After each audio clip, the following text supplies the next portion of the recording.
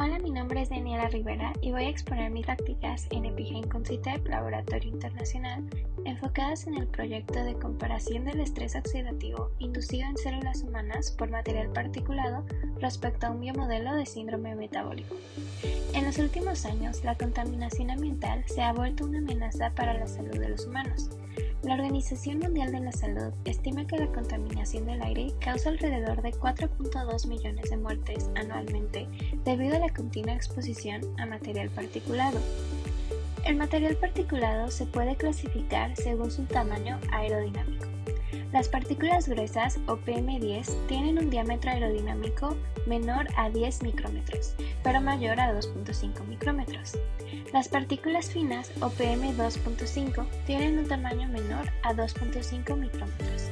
Y dentro de las partículas finas están las partículas ultrafinas, con un diámetro menor a 0.1 micrómetros, comprendiendo a las nanopartículas.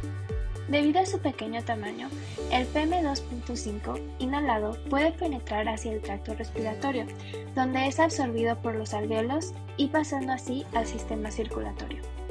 Una vez que el material particulado entra al sistema circulatorio, el riesgo de sufrir estrés oxidativo en las células y alteraciones epigenéticas se incrementa. Pero, ¿a qué nos referimos con epigenética? La epigenética es un área de la ciencia que se enfoca en los cambios ocurridos en la expresión de genes sin alterar la secuencia de ADN. Estos cambios pueden ocurrir por factores externos como factores dietéticos, factores de comportamiento y, en nuestro interés, factores ambientales. Se ha demostrado que factores ambientales como el material particulado pueden causar cambios epigenéticos. Por ejemplo, la exposición a material particulado puede inducir metilaciones, es decir, adición de grupos metilos al ARN, y esas metilaciones pueden promover la inflamación pulmonar. Además, la exposición a material particulado también puede generar un perfil transcriptómico y metilómico del ADN diferente en células epiteliales bronquiales. Así pues, el objetivo de mi trabajo en prácticas fue analizar la expresión de genes asociados a estrés oxidativo en células de tejidos humanos tratadas con material particulado, en especial PM2.5, el cual incluye a nanopartículas ambientales. Para cumplir este objetivo, se hizo una revisión bibliográfica y se aprendió a usar repositorios genómicos. También se hizo purificación de ARN de células y tejidos, además de cultivo de células humanas inmortalizadas, e igualmente se hicieron ensayos como PCR para el estudio de tóxicos ambientales.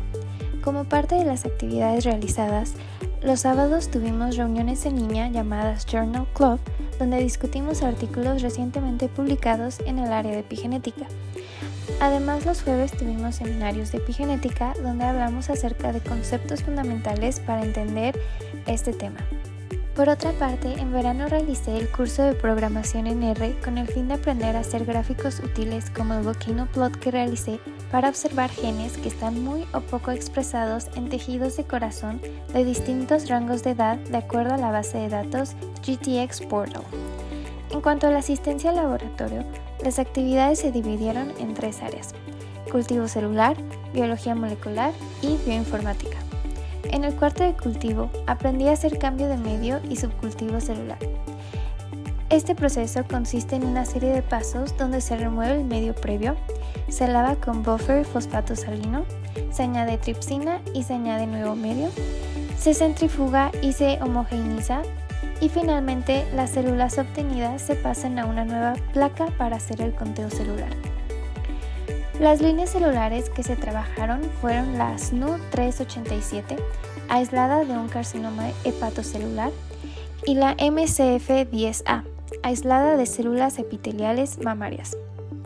En el área de biología molecular, se trabajó con la extracción y purificación de ARN a partir de pellets celulares y tejidos de rata. Para la extracción de ARN se usa una centrífuga que separa nuestra muestra en una fase orgánica en la parte inferior, una interfase que contiene ADN y finalmente una fase acuosa en la parte superior que contiene el ARN de nuestro interés. Una vez aislado, el ARN es leído en un chip por un espectrofotómetro que nos arroja la concentración de ARN en nanogramos por microlitros. Finalmente, en el área de bioinformática y como parte de revisión bibliográfica, investigué acerca de técnicas de detección y caracterización de material particulado y el uso de repositorios genómicos como la base de datos Enhancer Atlas 2.0. Por último, también se investigó el efecto del material particulado sobre diferentes líneas celulares. Así pues, los resultados obtenidos se pueden clasificar en las áreas previamente descritas.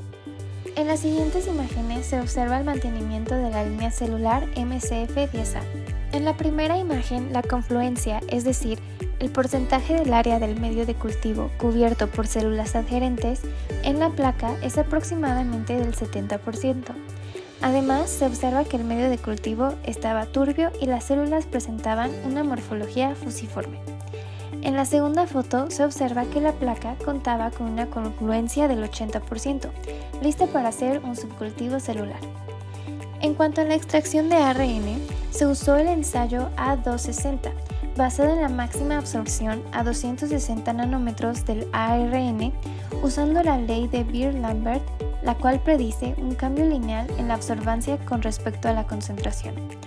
En general, se usa la relación A260-A280 o la relación entre la máxima absorbancia con la absorbancia a 280 nanómetros para evaluar la contaminación de la muestra. Aunque también se usa la relación a 260 nanómetros con 230 nanómetros como otra medida para evaluar la pureza del ARN. Generalmente los valores de la relación A260-A230 para el ARN puro suelen ser mayores a 2.0, aunque arriba de 1.5 ya es aceptable, mientras que el ARN con buena pureza tendrá una proporción A260-A280 en el rango de 1.7 a 2.0. Por ejemplo, el espectro observado corresponde a una muestra de la línea celular MDA-MB231, donde se obtuvo una concentración de ARN de 90.9 nanogramos por microlitro. Además, hay un pico en 260 nanómetros, que corresponde al ARN.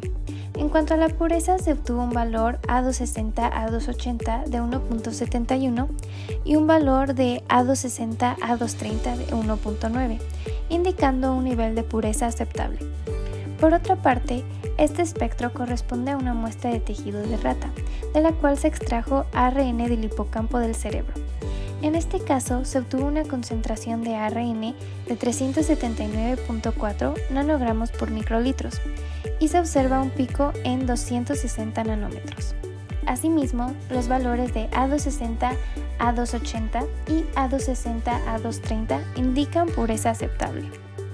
Finalmente, con el ARN extraído, se realizó una retrotranscripción para obtener su ADN complementario y así poderlo usar para el análisis por reacción en cadena de polimerasa o PCR, la cual determina los aumentos o disminuciones en la expresión de un gen al medir la abundancia de la transcripción específica del gen.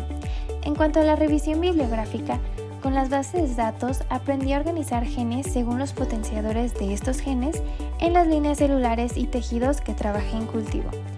Finalmente, al investigar el efecto del PN2.5 en diferentes líneas celulares, se determinó que el material particulado puede afectar la viabilidad de las células, así como inducir la producción intracelular de especies reactivas de oxígeno. En conclusión, las actividades realizadas en EpiGen abarcaron las áreas de cultivo celular, biología molecular y bioinformática, y tuvieron la función de contribuir al estudio del efecto que el material particulado, como las nanopartículas, pueden tener en la expresión de genes. A partir de la línea celular MCF10A mantenida exitosamente, se puede concluir que la confluencia, el color y la turbidez del medio y la morfología de las células son factores por considerar para mantener una línea celular. Asimismo, se espera que los resultados de PCR obtenidos a partir del material genético extraído de tejidos de ratas sin tratar y tratados con material particulado puedan ser usados para entender los cambios en la expresión de genes relacionados con enfermedades como el síndrome metabólico después de exponer un modelo biológico a material particulado. Finalmente, con la información recolectada a partir de diferentes artículos científicos científicos, se logró determinar las técnicas de caracterización más útiles para analizar el material particulado y de igual forma se espera que esta información sea útil para comprender la relación del material particulado con la expresión genética.